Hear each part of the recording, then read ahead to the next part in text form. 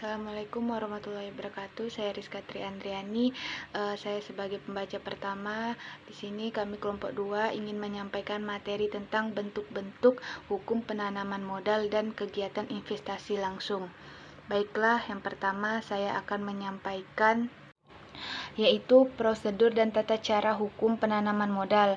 Yang pertama, pengertian joint venture agreement. Secara umum dapat diartikan sebagai suatu persetujuan antara dua pihak atau lebih untuk melakukan kerjasama dalam suatu kegiatan. Persetujuan yang dimaksud adalah kesepakatan yang didasari atau suatu perjanjian yang harus tetap berpedoman kepada syarat sahnya suatu perjanjian yang diatur dalam Kitab Undang-Undang Hukum Perdata. Terus jangka waktu joint venture ini ditentukan oleh para pihak yang dituangkan dalam kontrak berdasarkan hasil kajian angka waktu yang ditentukan selama 20 tahun dan dapat diperpanjang. Keuntungan dari joint venture ini yang pertama, kekuasaan dan hal suara didasarkan pada banyaknya saham yang ditanam oleh masing-masing perusahaan pendiri. Yang kedua, perusahaan joint venture ini tetap memiliki eksistensi dan kebebasan masing-masing. Yang ketiga, dapat memanfaatkan skala ekonomi dan spesialisasi. Selanjutnya, kelemahan dari joint venture ini yang pertama, tanggung jawab terhadap semua resiko dibagi antara masing-masing partner. Yang kedua, resiko rahasia tersebar lebih besar. Yang ketiga, resiko tertipu oleh partner usaha lebih besar.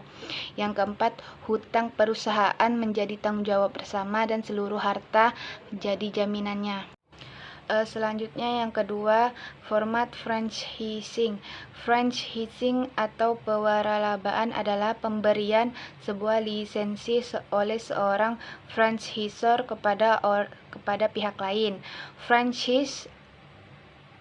Lisensi tersebut dapat memberikan hak kepada franchise untuk menggunakan merek dagang franchisor dan seluruh elemen yang diperlukan untuk menjalankan bisnisnya dengan dasar-dasar yang telah ditentukan.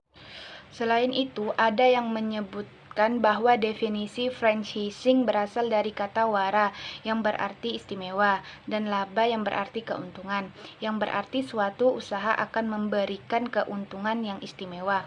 Franchising merupakan suatu konsep pemasaran untuk memperluas jaringan usaha secara cepat. Jadi, franchising bukan suatu alternatif melainkan suatu cara yang kuat sama strategis dengan cara konvensional untuk mengembangkan suatu usaha. Sistem franchise memiliki banyak kelebihan, terutama dalam pendanaan SDM dan manajemen, kecuali kerelaan pemilik merek untuk berbagi dengan pihak lain. Format bisnis franchising ada 3. Yang pertama, konsep bisnis yang menyeluruh. Yang kedua, konsep permulaan dan pelatihan berdasarkan konsep franchisor. Dan yang ketiga, proses bantu dan bimbingan. Keuntungan franchising. Yang pertama, bagi para wira swastawan yang ingin memulai usaha baru akan mendapatkan rencana operasi bisnis dengan arahan yang jelas dari pemberian franchise. Yang kedua, penerima franchise diberi nasihat atau sebuah lokasi usaha yang telah ditetapkan. Yang ketiga, pemberian hak bisa mendapatkan manfaat dari ekspansi cepat dan luas tanpa menjamin atau menggunakan finansial penting. Yang keempat, tiap-tiap penerima hak berdasarkan volume penjualan organisasi keseluruhan bisa mengadakan pengiklanan besar-besaran untuk memperkuat nama franchise. Yang kelima, mendapat bantuan modal. Kekurangan franchising yang pertama, menjadi independen atau terdominasi. Yang kedua, tidak mandiri. Yang ketiga, kreativitas tidak berkembang. Dan yang keempat, rentan terhadap perubahan franchisor. Dan selanjutnya, dasar hukum pengaturan franchise. Yang pertama, perjanjian sebagai dasar hukum KUH Perdata pasal 1338 ayat 1 sampai dengan 1456 KUA Perdata. Yang kedua, hukum keagenan sebagai dasar hukum, KUH dagang atau makelar dan komisioner. Yang ketiga, undang-undang merek, paten, dan hak cipta sebagai dasar hukum. Dan yang keempat, UU penanaman modal asing. Sekian dari materi saya, selanjutnya akan dilanjutkan oleh pemateri yang kedua. Bismillahirrahmanirrahim. Assalamualaikum warahmatullahi wabarakatuh. Perkenalkan, nama saya Muhammad. Di sini saya selaku pemateri kedua ingin melanjutkan dari pemateri pertama.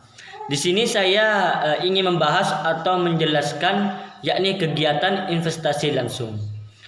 Adapun investasi langsung ini didefinisikan sebagai investasi jangka panjang pada suatu usaha atau bisnis baru atau usaha yang sudah ada yang diikuti dengan kontrol manajemen secara aktif dan investor. Adapun salah satu ciri utama dari investasi langsung ialah investor secara melakukan sebuah kontrol manajemen, dan juga investor ini memiliki sebuah pengaruh dominan pada kegiatan operasional dan bertanggung jawab untuk pengembangan perusahaan tersebut. Kontrol pada perusahaan diartikan sebagai perencanaan, implementasi, evaluasi, dan juga diartikan sebagai kinerja untuk mencapai sebuah tujuan organisasi. Adapun salah satu ciri utama dari investasi langsung ialah investor secara efektif itu berpengaruh dominan pada kegiatan operasional usaha dan bertanggung jawab untuk pengembangan perusahaan. Kontrol pada perusahaan ini diartikan sebagai perencanaan, implementasi, evaluasi, dan koreksi atas perform untuk mencapai sebuah tujuan organisasi. Adapun di sini ada 3 unsur pada proses kontrol tersebut, yakni yang pertama menentukan sebuah tujuan, yang kedua yakni mengukur hasil dan membandingkan hasil dengan tujuan. Bahwasanya tujuan dari kontrol atas perusahaan ini ialah untuk komunikasi, evaluasi, dan motivasi. Contohnya seperti investasi langsung adalah pembangunan apartemen dan bisa juga pembangunan rumah. Adapun yang kedua, ini saya ingin menjelaskan tentang risiko dan investasi langsung. Di sini memiliki sebuah risiko pada investasi langsung, khususnya investasi asing, yang relatif lebih kecil karena aset asing yang diinvestasikan di satu negara ini dilindungi oleh hukum kebiasaan internasional, dan investor asing dapat menggugat pemerintah atau lembaga negara setempat dalam hal ada kerugian berdasarkan prinsip perlindungan diplomatik atau bertanggungjawaban negara tersebut. Adapun yang pertama yakni risiko pasar. Di sini risiko pasar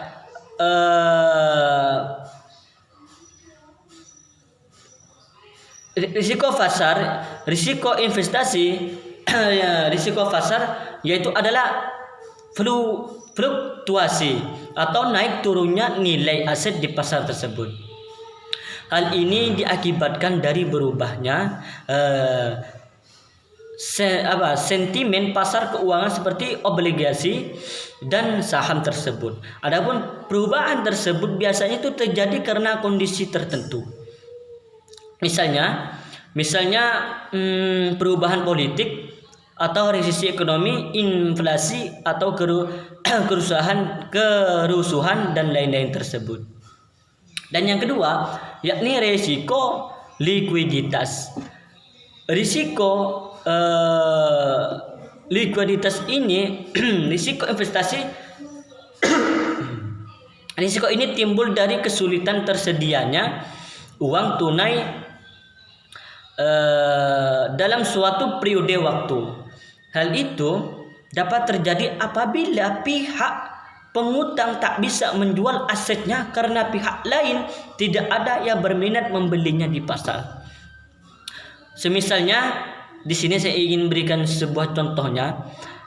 Misalnya si A ini tidak dapat membayar utangnya secara tunai saat jatuh tempo kepada pihak B. Akan tetapi di sini pihak A ini memiliki aset yang nilainya sangat cukup dan juga sangat besar.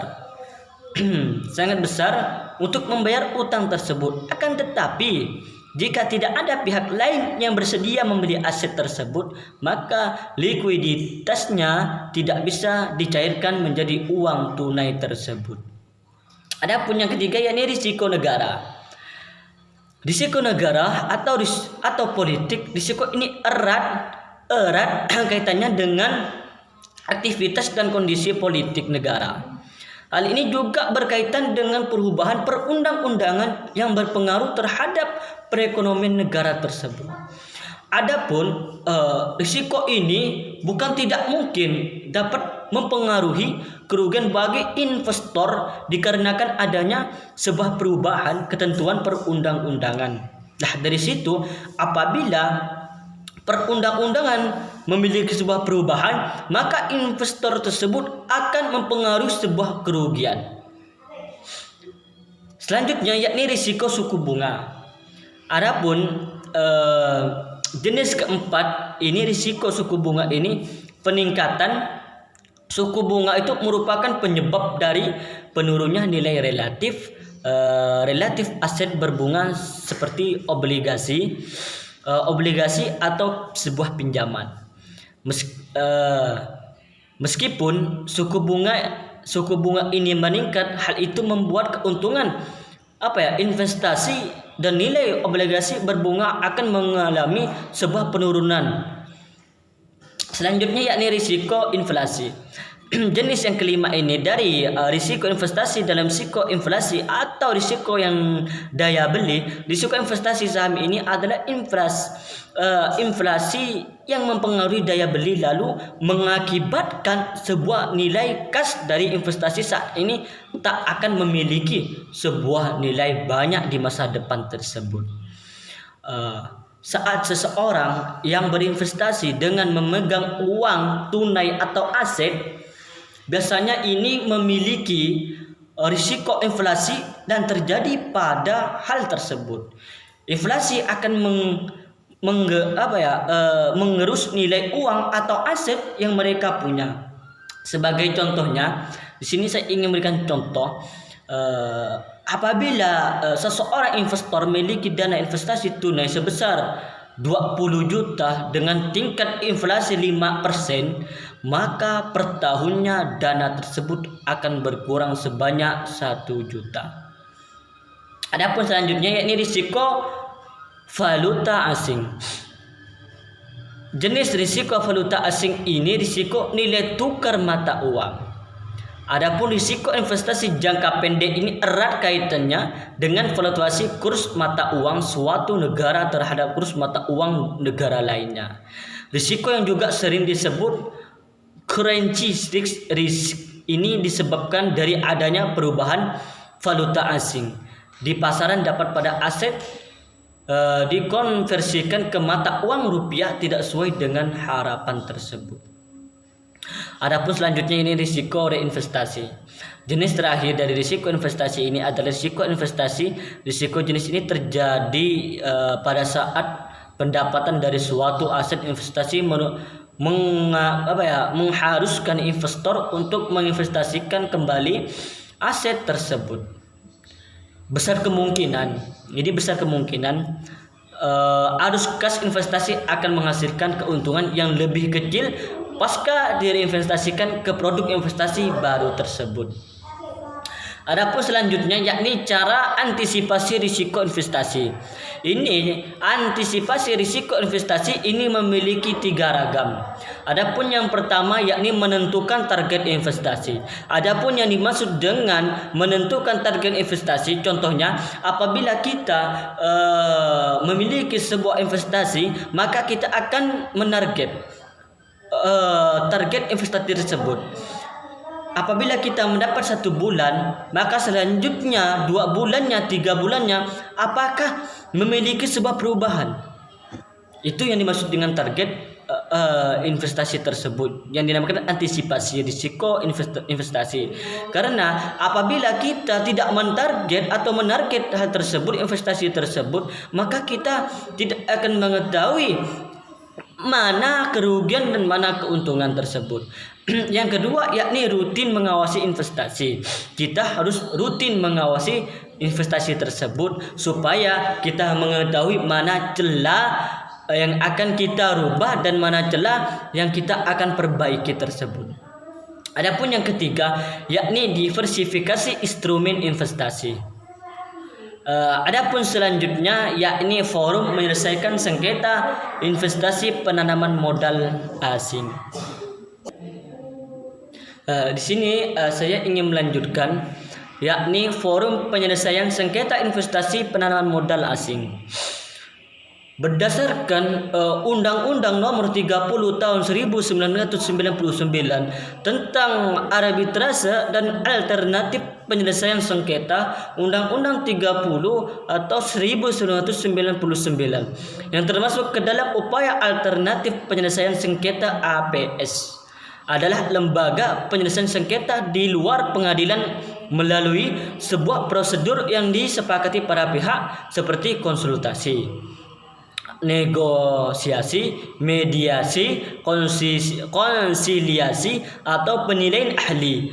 Yakni dalam kurung pasal 1 angka 10 Undang-Undang 30.1999 dalam APS ini terlebih dahulu para pihak dipertemukan secara langsung untuk menyelesaikan sengketa dengan tenggang waktu paling lama itu 14 hari. Adapun dengan waktu paling lama 14 hari ini yang pertama dengan jalur musyawarah mufakat. Yang kedua yakni jalur arbitrase. Yang ketiga jalur ADR atau negosiasi, mediasi dan konsiliasi. Yang keempat ini jalur pengadilan. Adapun selanjutnya di sini saya akan menjelaskan tentang saya ingin membahas tentang peran notaris dalam penanaman modal atau investasi langsung. Dalam mendorong terciptanya kepastian hukum bagi investor dalam investasi asing, yaitu di dalam sebuah penanaman modal asing secara langsung, ialah dengan memberikan sebuah pelayanan hukumnya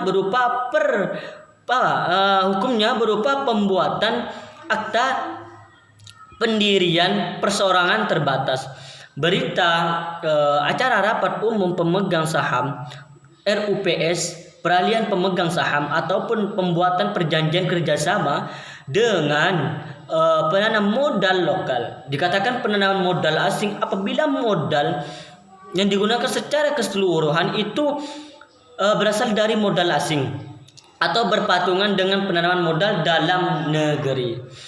Berpatungan dalam hal ini bukan berarti 50% modal asing dan 50% modal dalam negara.